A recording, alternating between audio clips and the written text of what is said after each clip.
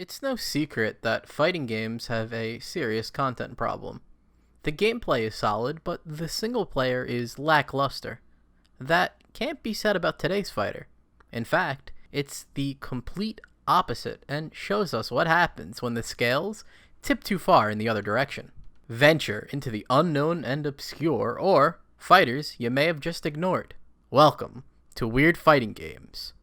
Episode 2. Guilty Gear Isuka.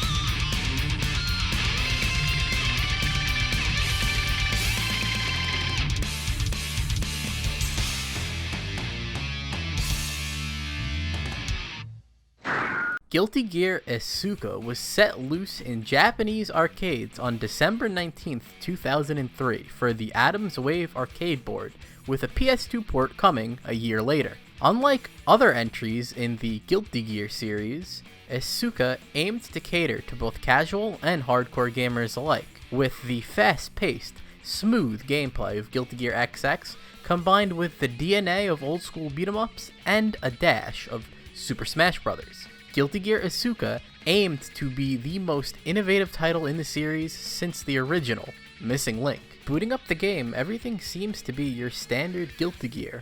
A rockin' intro with that distinct Guilty Gear art style and amazing music the series is known for, all compressed into a crisp 240p.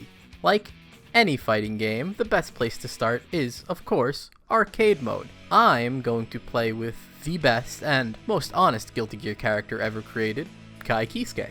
And here we go, right off the bat, the game should be familiar to anyone who has played Guilty Gear X. And, wait a minute, why is he facing the wrong way? Is there something wrong with my game? No, unfortunately not. Unlike every fighting game in existence since the dawn of Street Fighter II, Isuka has a manual turnaround button. This is the first odd thing you'll encounter when playing Isuka. Alright, well, that's a bit strange, but at least now I can control my cross-ups. And, you know, Persona Arena had something like this, so, you know what, let's just keep playing. And now I can't hit them. I don't understand. Oh, wait, you can fight on different planes, and switch between them with a specific button combination. The reason for this change is because not only can you do your standard 1v1 fights, you can have 4 players playing simultaneously, a first for the series. I can only imagine the lanes were introduced to control the chaos, and it does not work very well. 2 lanes or 1, you have 4 Guilty Gear characters on screen with their complex movesets all fighting at the same time, and you're gonna get lost. It's like when you go to the eye doctor and they tell you to look into the machine, and it's, you know, like a picture of a hot air balloon or like a farmhouse. But in this case, it's 4 Zappas fighting at the same time, and I don't know what it looks like. It's kind of far away, I guess. One interesting change is that in Versus, there is no round change when a player's health is depleted. They just get back up, even in a 1v1. This really spits in the face of a core aspect of Guilty Gear. If you lose a round, it's not supposed to be a big deal, because everything besides burst will reset next round, evening the playing field. So when you get rid of that, you really change the way Guilty Gear is played. You can't even play normal versus because of the lanes and the turnaround button, so you can't even enjoy the fighting game part without getting onset arthritis.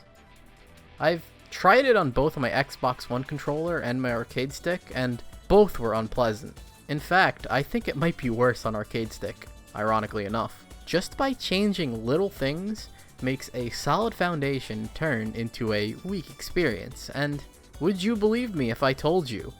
It gets worse. A lot worse. The main draw of Guilty Gear Isuka is the Guilty Gear Boost mode, where you pick your favorite character and you face off against hordes of dudes, beat 'em up style.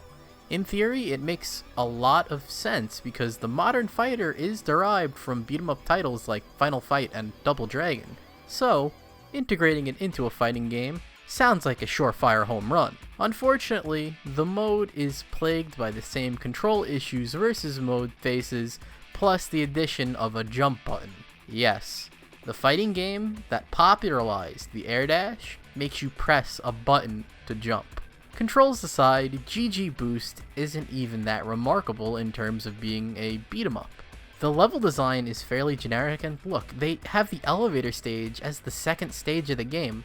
Who does that? You put the elevator stage near the end, it's like the gauntlet, you don't make it your second level. It feels more tedious than fun. And everything feels like it has a bit too much health for the amount of combos you're doing to it, resulting in what should be, oh, you're doing these amazing Guilty Gear combos on these characters and just going to town. It makes them feel really weak and more tedious than fun. The only saving grace is its honestly unique boss fights, which tie into the last and best mode of Guilty Gear Isuka, Robo-Kai Factory. In the Robo-Kai Factory, you can make your very own Robo-Kai Mark II and fully customize his moveset. You want him to have a pod buster? Go ahead. You want him to be as fast as Chip? Go ahead. You want to give him new system mechanics like Yellow Roman Cancel? Go ahead. The possibilities are endless. In Guilty Gear Boost, the bosses of each stage are custom Robo-Kais, and on one playthrough, I got immediately pot-bustered and died, an experience I'll never forget.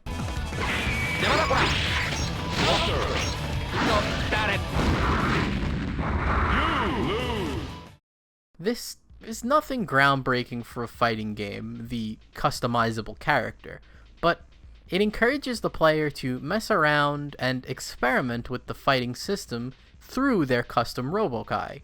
The only flaw I think this mode faces is that, unfortunately, it's stuck in this game. If this was in Plus R, it would be amazing. Something not stuck in this game is Abba, the only completely new character. Those who have played Accent Core or Plus R know how cool and unique she is as a fighter, but to explain without going into too much detail, Abba is a transformation character. In her normal state, she's quite weak and slow, but if she gets one grab or pops a blood pack, she turns into a force to be reckoned with.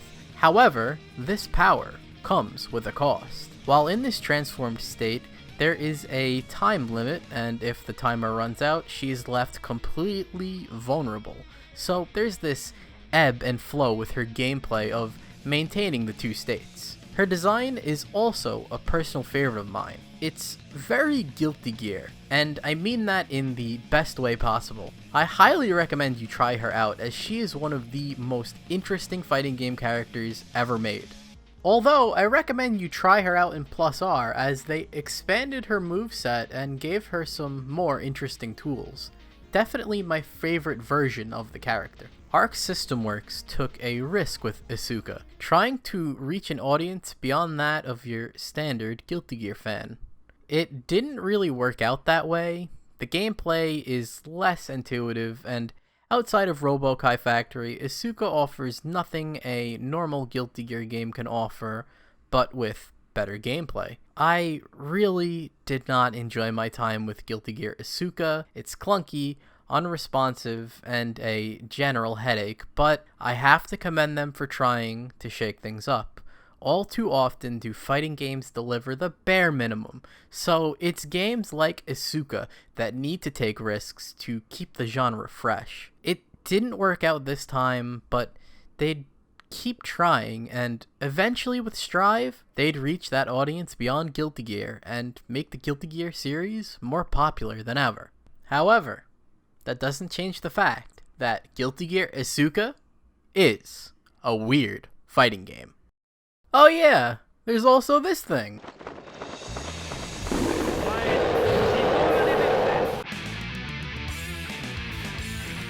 Game over.